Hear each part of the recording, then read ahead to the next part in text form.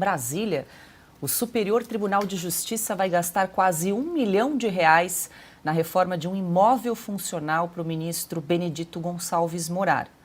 A casa fica no Lago Sul, área nobre do Distrito Federal. De acordo com o edital, a obra inclui a troca de bancadas, reparo hidráulico e elétrico, instalações para TV e ar-condicionado. Também será feita a troca da calçada, do muro e do portão, além da pintura do teto e das paredes. A casa repaginada de Benedito Gonçalves ainda terá piso impermeável e telhado reformado.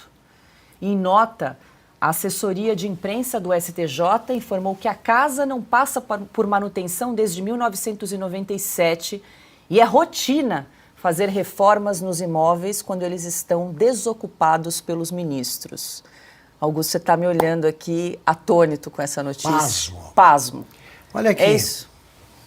Brasília, quando começou a funcionar, cedo demais. Aliás, é discutível aí se valeu a pena, é duvidoso saber se valeu a pena transferir a capital. Eu acho que não. Eu acho que no Rio de Janeiro havia condições para que o povo pressionasse democraticamente e diretamente o trabalho do Legislativo, por exemplo. Eles iam para as galerias ali e ficavam fiscalizando, né, que é um direito do povo, do eleitor, o trabalho dos deputados. Lá em Brasília, eles ficam ali encastelados, fazendo o que fazem. Agora, vamos lá. Passando para outro poder aqui. Os imóveis funcionais existiam porque Brasília não estava pronta. Então, antes o pessoal trabalhava no Rio de Janeiro. Como era uma cidade ainda em construção, deputados, funcionários públicos, os altos funcionários, os pais da pátria, se hospedavam, ficavam, né, moravam nos tais apartamentos funcionais. Quanto tempo faz isso? Em 61 isso acontecia. E só deveria acontecer por alguns meses, já que era inevitável, a cidade não estava pronta, não havia hotéis suficientes, ninguém tivera tempo para construir uma casa. Tudo bem, é uma coisa improvisada. Aí se tornou uma coisa permanente. Como é que pode, tantos anos depois da transferência da capital, existir uma casa para alojar será o Benedito, né? E os seus parceiros e os seus companheiros de missão para alojá-lo, sendo que ele recebe um dinheirão. Agora eles entregam o equivalente ele deve achar pouco, porque ele fala, o meu filho tem R$1 milhão no braço, né? Um relógio dele custa R$1 milhão, deve achar pouco. Reformar um imóvel funcional, que é uma coisa provisória, tantas décadas depois, para um juiz que deve saber, desde o dia da nomeação, que ele teria de morar em Brasília. Como é que pode acontecer uma coisa dessas? É esse tipo de abuso, de atitude perdulária que desmoraliza um governo que tem coragem de falar que está cuidando da economia, aqui e ali. Essas atitudes mostram que o povo paga contas desnecessárias e aumenta a sensação de que esse pessoal é muito cínico, porque divulgar uma notícia dessa já é uma bofetada na cara do povo brasileiro. Pois é, Silvio, o pessoal indignado aqui no chat. Tânia Bernadette disse: estão debochando da cara dos brasileiros que pagam impostos. Jaqueline Jacques disse: nós pagando as mordomias deles, que absurdo. E ainda são contra o povo, quase R$1 milhão em reformas para uma casa para acomodar aí o ministro Benedito Gonçalves. Ele ganha R$39 mil como ministro do Superior Tribunal de Justiça, Augusto. Né? Que ele tem os a mais, os penduricalhos. E outra coisa daqui, o tribunal confessando que essas reformas são rotineiras. Né? Acontecem sempre. Quer dizer, Desculpe, R$1 milhão de vez em quando. É isso aí. Exatamente. Silvio. Não, são rotineiras, Augusto, porque ocorrem em todas as esferas. Por exemplo, não é só o Poder Judiciário, no Poder Legislativo, os apartamentos funcionais de deputados, de senadores. Olha, Brasília tem verdadeiros lotes, casas, mansões nesse caso, e apartamentos com grande metragem, em áreas nobres, que são reformados constantemente. É evidente que são imóveis antigos. São imóveis que foram adquiridos lá atrás, mas tudo isso é muito custoso. Vários estudos já foram feitos para vender de vez esses imóveis. Você acha que um ministro do Superior Tribunal de Justiça, do Supremo Tribunal Federal, do Tribunal de Contas da União, um senador, um deputado, não tem condições de pagar para morar, já que tem mandato, por exemplo, no caso do Legislativo, 4 anos ou 8 anos, não tem condições de pagar um aluguel, ou muitos deles, de comprar um imóvel e morar naquele imóvel. Ele pode reformar com o dinheiro dele, com o salário dele, que já não é baixo, repito, é um salário muito acima da maioria da população brasileira. É evidente que tem. No caso do Congresso Nacional, por exemplo, os magistrados também têm. Eu não vou saber dizer agora com exatidão o valor, mas eles têm auxílio moradia, eles têm auxílio alimentação, uma série de benefícios. Salários que beiram 40 mil reais por mês. Então é um escárnio gastar R$ 1 milhão, que já mostra que é uma reforma grande. São mansões com piscina, mansões com várias suítes. É um escárnio com a população tudo isso. Por quê? Porque esses juízes depois não cumprem na corte, por exemplo, estamos falando do Benedito Missão Dada, Missão Cumprida, por exemplo, eles não cumprem o seu dever de direito, eles não seguem a Constituição, eles são mal vistos pela população brasileira.